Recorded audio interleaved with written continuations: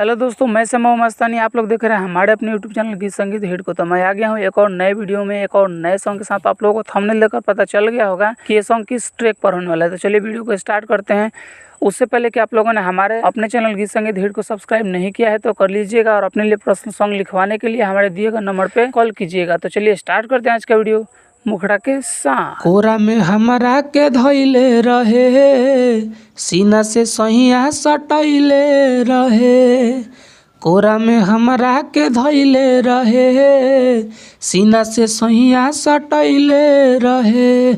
धइले रहे ऐसे जैसे जियो के टावर बा, कि हमरे सावर बलमुआ में सखी पावर बड़ी बा, कि हमरे सावर बलमुआ में सखी पावर बड़ी बा।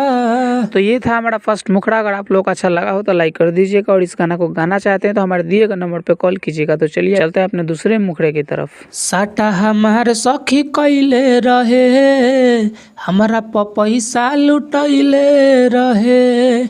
साटा हमार सखी कैले रहे, हमारा पैसा लुटैले रहे। देवेला हमके पैसा खूब खुला करावेला, तो हमके धई के कोरा में खूब झूला झूलावेला। तो हमके धई के कोरा में खूब झूला झूलावेला।